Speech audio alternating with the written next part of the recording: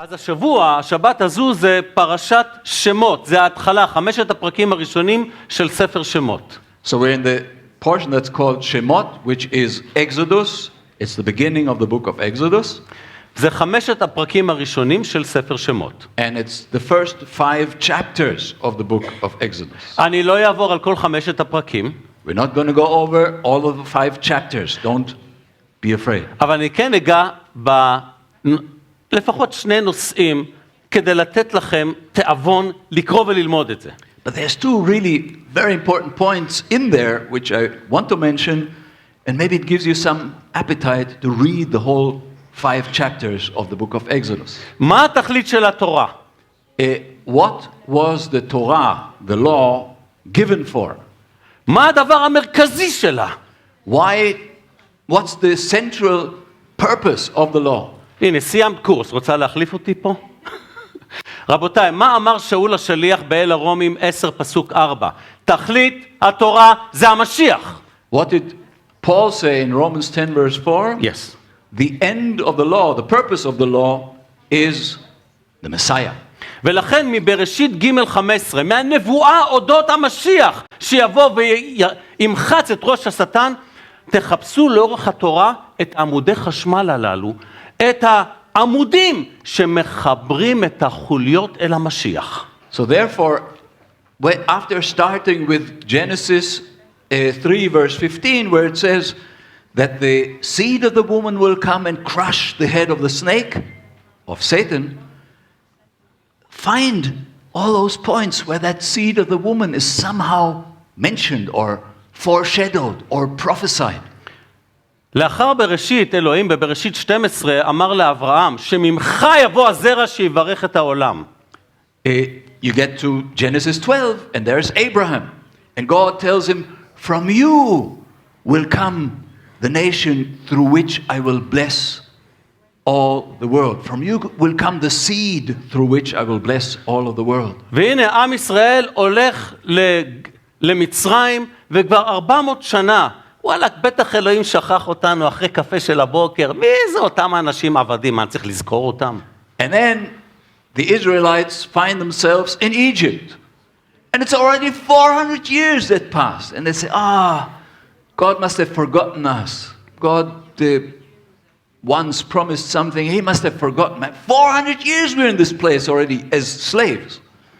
ותחפשו ותראו את הקוצים הללו שמזכירים לך שאלוהים אומר, אני לא נרדמתי, אתם נרדמים, אני נאמן להבטחות שלי. So as you read through the text of the Old Testament, find those points where God reminds us and reminds Israel, no, I don't forget.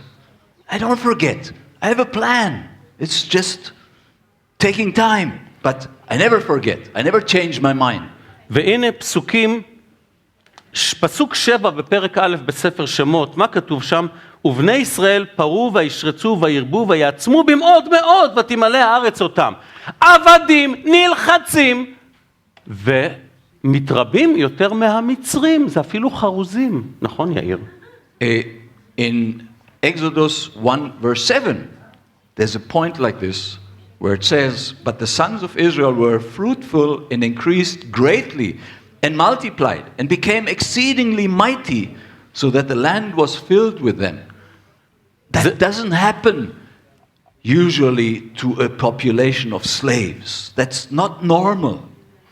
זה רבותיי תזכורת לברית אברהם, ככוכבי השמיים, כעפר הארץ, אלוהים נאמן להבטחות שלו. But this is the covenant that God made with Abraham.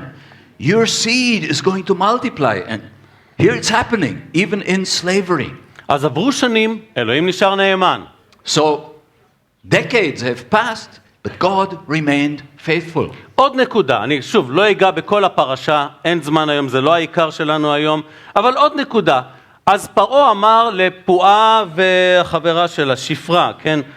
שמות מאוד פופולריים בקרב הבנות. מה? שפרה ופועה. כן, שפרה ופועה.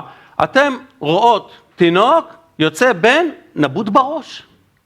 Then we get to the point where Pharaoh commands the midwives of the Israelites, Shifra and Puah, and tells them, every time you come to a lady that gives birth and she has a son, kill him. That was his command. Give to Caesar what is to Caesar. תן לקיסר את אשר לקיסר. והנה הם לא עושות את זה. You see, the midwives didn't believe in this case in the commandment that says, give to Caesar what belongs to Caesar. They didn't obey Pharaoh. They didn't obey the king. גם דניאל המשיך להתפלל כאשר היה איסור להתפלל. It happened with Daniel as well. When he was forbidden to pray to God, he says, well, the king commanded that it's forbidden, but God commanded us to pray to him. So God's command is more important. I do what God says, not what the king says. גם החברים של דניאל, בדניאל פרק 2, לא השתחוו לאלילים. Also the three friends of Daniel in Daniel chapter 2, they didn't bow down to the idol. They refused. רבותיי, כאשר הקיסר מצווה על דבר שאינו מפר את דבר אדוני, חובה עלינו לעשות גם אם זה לא נעים או יקר.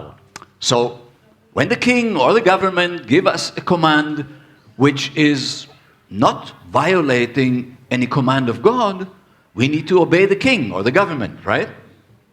אבל כאשר זה מפר, בעליל, ברור, מצוות אלוהים, צריך לשמוע לאלוהים. But when it goes against a commandment of God, when it goes against what God wants you to do, Very clearly what God wants you to do. Don't your idea. Biblically written. Be careful. then you do what God wants you to do and not what the king tells you to do. אבל אז גם מוכן לשלם את המחיר, גם אם זה בחייך. But then you need to be ready to pay the price, even if the price is your life. תשאלו את דניאל ואת האריות. Ask Daniel and the lions. יש עוד הרבה מה ללמוד, אבל הלוואי שנראה את ההבטחה של אלוהים וגם ללמוד איך מצייתים לו.